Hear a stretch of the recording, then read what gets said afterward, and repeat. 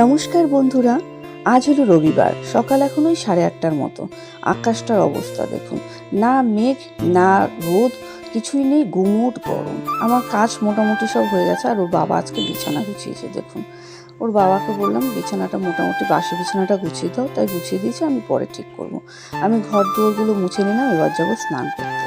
স্নান করে যাব আগে পুজো দিতে। আজ হলো লোকনাথ পুজো। তো লোকনাথ ঠাকুরের আমার কাছে কোনো ফটো নেই, সেজন্য আমি ঘরের ঠাকুরকে ওই রোজ যেরকম করে পুজো দিই ওরমভাবেই পুজো দিয়ে দেব। আর এখানে আমি গোপালকে আগে স্নান করিয়ে নেব। আর আজকের দিনটা ভেবেছি কি নিরামিষই রান্না করব। আজকে রবিবার, কিন্তু তবুও আমি নিরামিষই খাবো। কাল আবার একাদশী, তাই জন্য ভাবলাম নিরামিষই খাই লোকনাথ পুজোর দিন। যাই, চায়ের জলটা বসিয়ে দিই। আর কয়েকটা জামা কাপড় যেগুলো কেচেছি, এই চায়ের জল গরম হতে হতে ভাবলাম যাই ছাদে গিয়ে আগে জামা কাপড়গুলো মেলে দিয়ে আসি। তাই বললাম যে চলো আগে ছাদে যাই, ছাদে গিয়ে জামা কাপড়গুলো মেলে দিয়ে আসি। যাচ্ছি এখন ছাদে।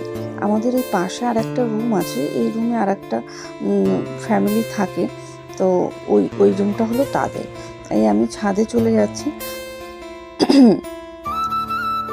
আমাদের এই ছাদে ওঠার সিঁড়িটার না সাইডে কোনো রেলিং নেই, ওই জন্য বাবাইকে নিয়ে উঠতে ভীষণ ভয় লাগে। ছাদে দেখুন, রোদ না থাকলে কি হবে, রোদ্রের যে তাপ আছে না, জামা কাপড় মেলে দিলে কিছুক্ষণের মধ্যেই জামা কাপড় পুরো শুকিয়ে যায়। ওই জন্য সকালবেলাটা হলে আগে জামা কাপড়গুলো মেলে দিয়ে যাই, কারণ কখন মেঘ বৃষ্টি আসে তার তো বলা যায় না, যখন তখন বৃষ্টি চলে আসতে পারে, জামা কাপড়গুলো শুকিয়ে যাবে। না হলে আমার ঘরে মেলার তো সেমন জায়গা নেই। দেখুন ছাদে আসলে আমাদের চারপাশটা কি সুন্দর দেখতে লাগে। সব ওই সাইডটাতে আছে মাঠ। ওই যে বড় বড় বিল্ডিংগুলো দেখছে, ওই বিল্ডিংয়ের পেছনে হলো মাঠ, চাষের জমির মতো। এখন সেখানে চাষ হয় না, দেখছি মাঠের মধ্যে জমি কিনে তারা যেন বাড়িও শুরু করে দিয়েছে। আর আগে যখন আমরা আজ থেকে 5-6 বছর, ওই দেখুন মাঠ দেখা যাচ্ছে, 5-6 বছর আগে এখানে এসেছিলাম, তখন এখানে এত দোতলা বাড়ি ঠাড়িও ছিল না। এখন আস্তে আস্তে সবাই জায়গা কিনে দেখুন বাড়িও করে ফেলেছে। যাই হোক, কথা বলতে বলতে আমার জামা কাপড় সব মেলা হয়ে গেছে। এবার এই ক্লিপগুলো মেরে দেবো, না হলে জামা কাপড় সব উড়ে চলে যাবে।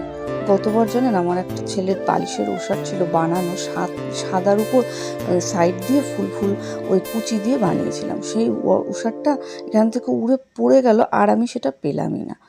কোথায় পড়লো ভগবান জানে। আর পড়েছে, কেউ হয়তো নিয়েও যেতে পারে, না কি হলো। এই সাইড দিয়ে আমি খুঁজেছিলাম, পাইনি। এখানে দুটো ট্যাঙ্কি আছে, এই ট্যাঙ্কির ইয়েটাকে না ঘুরিয়ে, চাবিটাকে না ঘোরালে না, যদি ট্যাঙ্কিতে মোটর চালানো যায় দুটো ট্যাঙ্কিতেই জল উঠবে। ওই জন্য আমরা যখন যে মোটর চালাই আমাদের চাবি ঘুরিয়ে নিই, তারপর মোটর। খুব অসুবিধা জানেন এইটাতে। আজকে যেহেতু নিরামিষ করব, তাই ভাত বসিয়ে দিয়েছি, আর এদিকে বসিয়ে দিয়েছি একটু মুগ ডাল। ওই করব একটু শাক ভাজা, এই যে ডালটাও আমার ফুটে গেছে, করব ডাল আর হলো একটা ভাজা, এই করব আজকে নিরামিষ। আর রাত্রে দেখি রুটি বা যাই হোক কিছু করব। তো যাই হোক, প্রচণ্ড গরম আমার এখানে রোদে, জানেন তো এই রান্নার এই জায়গায় দাঁড়িয়ে রান্না করা ভীষণ কষ্ট হয়, পুরো মুখটার মধ্যে এসে রোদ পড়ছে, ভীষণ কষ্ট হচ্ছে। যাই হোক, আজকে এটাই ছিল আমার একটা ছোট্ট ব্লগ। আজ তবে আসি, আবার দেখা হবে।